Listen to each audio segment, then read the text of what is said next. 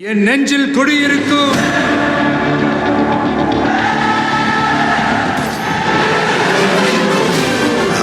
தளபதி. Hi guys, எல்லாரும் எப்படி இருக்கீங்க? நல்லா இருக்கீங்களா? ஸோ ஜனநாயக மூவி ஜட்மெண்ட்டுக்காக வெயிட் பண்ணிட்டு இருக்கவங்க எல்லாருமே பாவம், இன்க்ளூடிங் மீ. ஸோ இப்போ என்ன சொல்லியிருக்காங்கன்னா புதுசாக சென்சார் டீமை ஃபார்ம் பண்ணி அவங்க என்ன சொல்கிறாங்களோ அதுக்கப்புறம் தான் மூவி ரிலீஸ் ஆகுமா ஆகாதுன்றதே மேட்ரு. ஸோ எனக்கு புரியலை, எவ்வளோ நாள் இதை போஸ்ட்போன் பண்ணி கொண்டு போயிட்டு இருக்க போகிறாங்கன்னு எனக்கு தெரியல. இது ஃபார்ம் ஆகிறதுக்கே 20 days ஆகிடும். ஸோ அதுக்குள்ளே எலெக்ஷன் டேட் ரிலீஸ் பண்ணிட்டாங்கன்னா ஸோ மொத்தமாக முடிஞ்சிருச்சு கைஸ். படம் ரிலீஸ் ஆகுறதே கஷ்டமான விஷயம், ரிலீஸ் பண்ண விட மாட்டானுங்க. ஸோ என்ன சொல்றதுனே தெரியல கைஸ். ஊரே மங்காத்தா படம் பார்த்து வைப் பண்ணிக்கிட்டு இருக்காங்க, ஆனா நம்ம எல்லாம் விதி. ஸோ கைஸ், இதெல்லாம் ஓவர் கம் பண்ற மாதிரி தான் நான் உங்களுக்கு வீடியோ கொண்டு வந்திருக்கேன். ஸோ வாங்க நம்ம வீடியோக்குள்ள போகலாம். நம்ம ஓசிவஸ் அங்கிள் என்ன பண்றாரு? கோழி பிடிக்கிறாரா? ஓடுறாரு.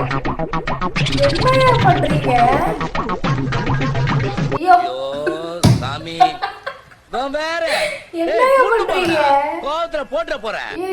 பாருங்க தாவக்கார ஒவ்வொருத்தரும் வாயில அந்த மிஷின் வச்சுக்கிட்டு ஊரு முழுக்க ஏற்கனவே டிவிக்கே கத்துட்டு இருந்தாங்க. இல்ல டிவிக்கே காரன் கூட இவ்வளவு டிவிக்கே கத்த மாட்டான், இவன் தான் ரொம்ப கத்திக்கிட்டு இருக்கான். தளபதி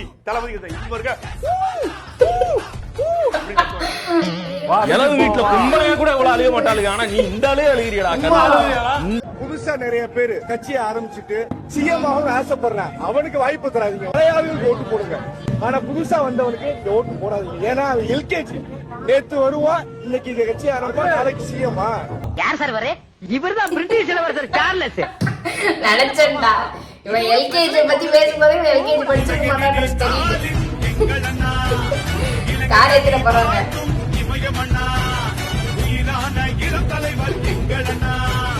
ஜனவரி 26 குடியரசு தினம், மே 1 தொழிலாளர் தினம், ஆகஸ்ட் 15 சுதந்திர தினம். என்னடா கரெக்டா சொல்றேன்? அதான் எனக்கு சந்தேகமா இருக்கு. நல்லாத்தான் போடுவேன். Wait and sea. ஆகஸ்ட் 2 அண்ணல் காந்தியடிகள் பிறந்த தினம், ஆகஸ்ட் 2 அண்ணல் காந்தியடிகள் பிறந்த தினம். அக்டோபர் 2 இல்லையா? வெளியில போயிருச்சா?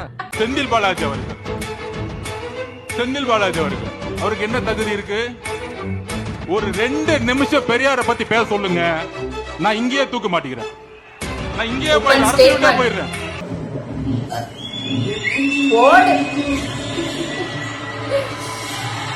ஐயோ गाइस, மாடலுக்கு சம்பந்தமான ப்ராப்பர்ட்டி 3 2 1.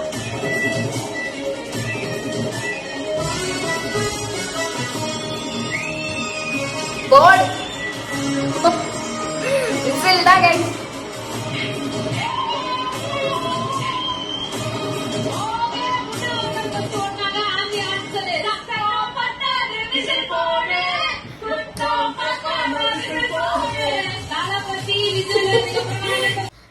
காய்ஸ் நம்ம சின்ன வயசுலலாம் நினைச்சிருப்போம்ல விஜய் டிவி தான் விஜய் அண்ணா டிவி அப்படின்னு சொல்லிட்டு. இப்ப அது உண்மையாயிடுச்சு, இது விஜய் டிவில விஜய் அண்ணா டிவின்னு.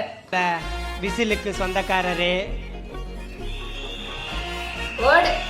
எங்களின் வழிகாட்டியே, பாமர மக்களின் கடைசி நம்பிக்கையே, அப்படியே பேசுறாரு கடைசி நம்பிக்கையே, எங்கள் ஆயுரின் அண்ணனே, உம்மை வணங்குகிறோம். எங்களுக்கெல்லாம் உரிமைகளுக்காக இருந்து வரும் தன்மான சிங்கமே, எங்கள் தலைவா, தமிழ்நாட்டின் இன்றைய முதல்வரே, நாளைய முதல்வரே, ஏன் தமிழ்நாட்டின் நிரந்தர முதல்வரான எங்கள் தெய்வமே. வினோதனாவும் விஜயனாவும் ஒரு நாள் கூப்பிட்டாங்க. ஸோ அது கேமியா பண்ணேன், அது அவ்வளோதான் என்னால் சொல்ல முடியும். அதுக்கு ஐயோ லோக்கியாண்ணா ஐயோ உடைச்சிட்டாரே. வினோதனாவும் விஜயனாவும் ஒரு நாள் கூப்பிட்டாங்க. ஸோ அது கேமியா பண்ணேன், அது அவ்வளோதான் என்னால் சொல்ல முடியும். அதுக்கு மேலே அவங்க பேசுங்க. அதை சொல்ல முடியிட்டு மொத்தத்தையும் சொல்லிட்டே நான் என்னன்னா நீ போனா யாருக்கிட்டயும் பணம் காசு இருக்கலாங்க, செலவு பண்றதுக்கு மனசு வராது.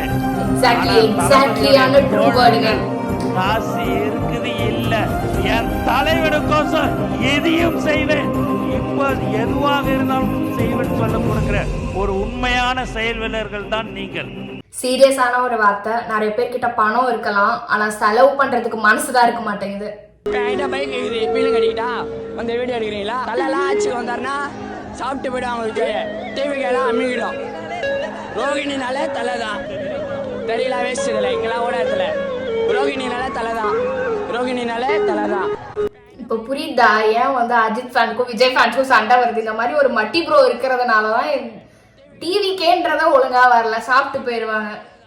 நீ இப்படி பண்றதே தலை உன செருப்பால் அடிப்படுறா. கொஞ்சம் கொஞ்சமாக தவழ்ந்து தவழ்ந்து உயர்ந்த பதவிக்கு வந்தேன். அதை கூட கொச்சைப்படுத்தி பேசுகிறார்.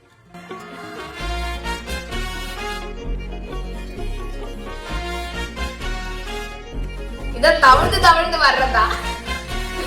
ஐயா என்னையா வந்து வச்சிருக்கீங்க?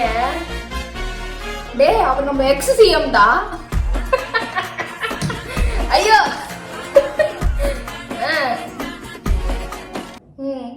என்னென்னலாம் பண்ணி வச்சிருக்கானுங்க. ஐயோ கடைசியா நடிச்ச 5 படம் ஓடல, கடைசியா துப்பாக்கி ஓடிச்சு. சரி கொஞ்சம் நல்லா ஓரளவுக்கு சுமாரான படம். சுமார படமா? செருப்பால் அடிப்போம். 20 வருஷமா கோமால இருந்தியா? கடைசியா நடிச்ச 5 படம் ஓடல, கடைசியா சொன்ன உடனே மன உளைச்சல்காரங்க. சரி கொஞ்சம் நல்லா ஓரளவுக்கு வாயில 4 விசில் வச்சு சும்மா ஊத்துறாங்க. விசில் அடிச்சான் குஞ்சி ஒண்ணும் செய்ய முடியாது. தற்குறின்னு சொல்றாங்கல்ல, தற்குறி தற்குறி தற்குறி. விசில் சவுண்ட் கொஞ்ச நேரம் தான் வரும், போய்டும். சூர்யா அப்படி கிடையாது. அவர் விசில் அவர் என்ன எந்த கொம்பனா வந்தாலும் திமுகவை அழிக்க முடியாது. சூர்யா எல்லாரும் எரிச்சு தள்ளிடும். அதனால விசில் அடிச்சா கொஞ்சம் எல்லாம் பொச்சுக்கி தள்ளிடும். இல்ல எனக்கு புரியல. முதல்ல சூரியனோட ஏன்னா இந்த டிமிக்கி கட்சியை வந்து கம்பேர் பண்றீங்க? எனக்கு சீரியஸா புரியல. நிஜமாவே வந்து சூரிய பகவான் மேல இருந்து வந்து செருப்பா அடிக்க போறாரு. எரிச்சிரும், விசில் எல்லாம் எரிச்சிரும். டைலாக் பாருங்க. ஐயோ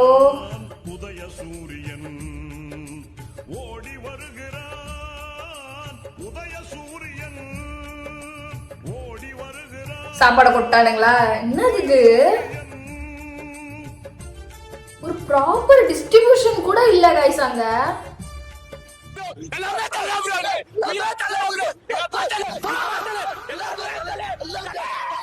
ஐயோ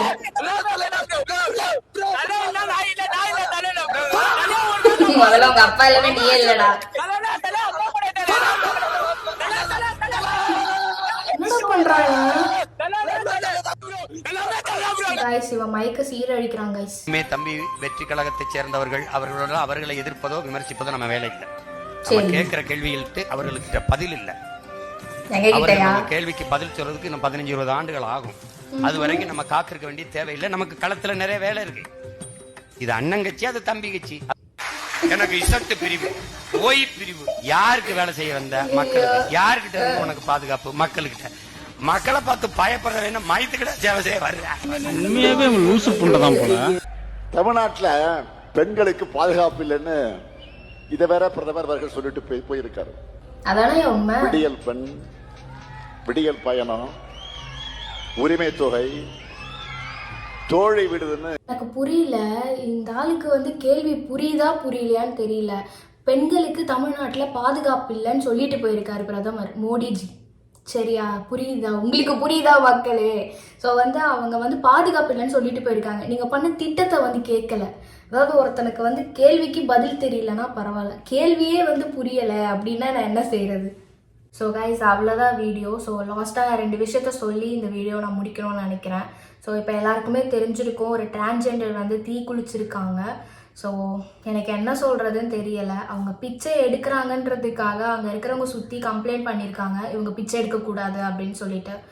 இல்லை நான் ஒன்று கேட்குறேன், நீங்கள் வேலை போட்டு கொடுப்பீங்களா? இல்லை உங்கள் வீட்டில் தங்க வைப்பீங்களா? எதுவுமே கிடையாதுல்ல. அப்போ அவங்களால என்ன பண்ண முடியும்? இப்படி 4 பேர்கிட்ட யாசகம் கேட்டு தாங்க வாழ்கிற நிலைமை அந்த டிரான்ஸ்ஜெண்டருக்கெல்லாம். இதில் ஒரு சில பேர் வேற செக்ஸ் ஒர்க்கராக வேற இருக்காங்க. அவங்க என்னதான் படிச்சிருந்தாலும் அவங்களுக்குன்னு ஒரு வேலை கிடைக்குதாங்க இந்த சொசைட்டியில். அப்போ அவங்க என்னதாங்க பண்ணுவாங்க? இப்படி தாங்க கேட்பாங்க. இல்லைன்னா இல்லைன்னு சொல்லிட்டு போங்க. அவங்க பிரச்சனை பண்ணாங்கன்னா அப்போ நீங்கள் வந்து இதை பண்ணுங்க. அவங்கள ஓவரை ட்ரிகர் ஆக்கி விட்டு அவங்கள தீ குளிச்சு இப்போ அவங்க வந்து சீரியஸான ஒரு நிலைமையில இருக்காங்க. ஃபஸ்ட்டு யார் ட்ரிகர் பண்ணாலும் ட்ரிகர் ஆகாதீங்க, யாராக இருந்தாலும். சரியா? ஒருத்தவங்க பண்ணுறாங்கன்றதுக்காக நம்மள தான் அதை வந்து நம்மளே காயப்படுத்திக்கிட்டா என்ன ஆகும் சொல்லுங்கள்? இப்போ அவங்க தான் அதை கஷ்டப்படுறாங்க. காயப்படுறதுனால யார் கஷ்டப்படுறாங்க? உங்களை மேலே கம்ப்ளைண்ட் கொடுத்தவங்களோ இல்லை உங்களை வந்து ஹைப்பாக்கி விட்டவங்களோ அவங்க கஷ்டப்படுறாங்களா? அவங்களாம் ஓரமாக உட்காந்து சாப்பிட்டுட்டு இருப்பாங்க. இது ஒரு நியூஸாக அவங்க பார்த்துட்டு இருப்பாங்க, அவ்வளவுதான். இப்போ யார் கஷ்டப்படுறா? நீங்கள் தானே கஷ்டப்படுறீங்க. ஸோ அடுத்த வாட்டி இந்த மாதிரி எந்த விஷயமே பண்ணாதீங்க. வந்து ஃபைனலாக ஒரு விஷயத்த நான் பேசணும்னு நினைக்கிறேன். சோலே ராணி கேஸ் பற்றி நான் பேசணும்னு நினைக்கிறேன். ஸோ இப்போ அந்த பொண்ணு நம்ம கூட கிடையாது. ஒரு பையனோட ஃபோட்டோ எடுத்து ஸ்டோரியில் வச்சதுக்கு இன்னொரு பொண்ணு வந்து அவங்க காலேஜ் டீன் கிட்ட அந்த ஃபோட்டோவை ஷேர் பண்ணியிருக்கா. ஸோ இதை வந்து அந்த பேரண்ட்ஸ், அந்த பொண்ணோட பேரண்ட்ஸையும் கூப்பிட்டு அந்த பொண்ணையும் அவதூறாக பேசி இப்போ அந்த பொண்ணு இல்லாமல் போயிட்டா கைஸ். எனக்கு என்ன சொல்கிறதுன்னு எனக்கு சீரியஸாக தெரியல. ஒருத்தவங்க ப்ரைவசியில் இன்வால்வ் ஆகுறதே ஒரு தப்பான விஷயம். பாட்டு ஃபோட்டோ போடுறாங்க, நான் அதை சரி நான் சொல்லலை. அந்த பொண்ணுக்கு லிட்ரலி ஸ்கூல் படிக்கிற அந்த மைண்ட் செட்டு தான் அந்த பொண்ணுக்கு இருந்திருக்கும். காலேஜ் டீனுன்ற ஒரே காரணத்தினால அந்த பொண்ணையும் அந்த பொண்ணோட பேரண்ட்டையும் எப்படியெல்லாம் அசிங்கமாக கேட்க முடியுமோ கேட்டு இப்போ அந்த பொண்ணு தற்கொலை பண்ணி இறந்து போயிருக்கா. ஸோ அந்த இறந்த பொண்ணை உங்களால் கூப்பிட்டு வர முடியுமா? நீங்கள் போய் மன்னிப்பு கேட்டாலும் சொல்லுங்கள், முடியுமா? முடியாதுல்ல. அப்புறம் எதுக்குங்க ஒரு குழந்தை நாலேஜில் இருக்கிற ஒரு பொண்ணை வந்து என்னென்ன பேசணுமோ அதை தாங்க பேசணும். அந்த பொண்ணு வந்து லவ் பண்ணட்டும், இல்லை வந்து ஃப்ரெண்டாக இருக்கட்டும், என்னமோங்க அது எப்படி சொல்ல வேண்டிய விஷயத்தில் அதை நீங்கள் சொல்லியிருந்துருக்கணும். அதுக்குன்னு ஒரு வயசு வரும்போது அப்போ நீ அதை பார்த்துக்கோ, இப்போ அது உனக்கு தேவையில்லை, படிப்பில் மட்டும் கான்சன்ட்ரேட் பண்ணி நீங்கள் சொல்லி முடிச்சு விட்டுருந்துருக்கலாமே, எக்ஸ்கியூஸ் கொடுத்துருந்துருக்கலாமே. நீங்கள் அப்படியே நீங்கள் வந்து உங்கள் ஏஜில் இந்த வயசுலலாம் நீங்கள் வந்து அந்த மாதிரி பண்ணாமையா நீங்கள் வந்திருப்பீங்க? எல்லாம் பண்ணிட்டு தானே வந்திருப்பீங்க. அதாவது அந்தந்த வயசில் வராதாயா செய்யும். இது ஒரு குத்தோன்ட்டு அந்த பொண்ணையும் அந்த பொண்ணோட பேரண்ட்டையும் எவ்வளோ அசிங்கமாக கேட்க முடியுமோ அந்த டீன் கேட்டிருக்கான். பொண்ணு கூட படித்த பொண்ணுங்க எல்லாருமே வந்து இப்போ ப்ரொட்டஸ்ட்டில் வந்து இன்வால்வ் ஆகிருக்காங்க. இது நிறைய பேர் கண்டுப்பாங்களா கண்டுக்க மாட்டாங்களான்னு கூட தெரியல. நிறைய நியூஸ் சேனலே இதை பற்றி பேசவே படலை. லாஸ்ட் வீடியோலேயே வந்து ஒருத்தர் கமெண்ட் பண்ணியிருக்காங்க. அப்படிதான் எனக்கே இந்த நியூஸ் தெரியும். யாருக்கு நடந்தாலும் சாகுறது ஒரு சொல்யூஷனே கிடையாது. செத்து போயிட்டா இது உங்களோட ஃபேமிலியும் உங்களை சுற்றி இருக்கிறவங்க தான் அஃபெக்ட் பண்ணுமே தவிர்த்து, அதனால இப்போ ஒருத்தர் சொல்லிட்டான்றதுக்காக நம்ம உயிரை மாற்றிக்க முடியுமா? ட்ரிகர் பண்ணுறதுனாலையோ ஒருத்தவங்க நம்மளை அசிங்கமாக பேசுறதுனாலையோ நம்ம வந்து தரம் தாழ்ந்தும் போகிறது கிடையாது. நம்ம யாருக்கும் ப்ரூவ் பண்ணணும்னு அவசியமும் கிடையாது. ஸோ இதுலேருந்து நம்ம எப்படி ஓவர் கம் பண்ணி நம்ம எப்படி லைஃப் சக்சீட் ஆகலான்றது தான் நம்ம பார்க்கணுமே தவிர்த்து இது ஒரு சொல்யூஷனே கிடையாது. ஸோ யாருமே இப்படி பண்ணாதீங்க. ஃப்யூச்சரில் யாருக்கு இது நடந்தாலும் யாரும் இதை பண்ணாதீங்க. என் நெஞ்சில் குடியிருக்கும்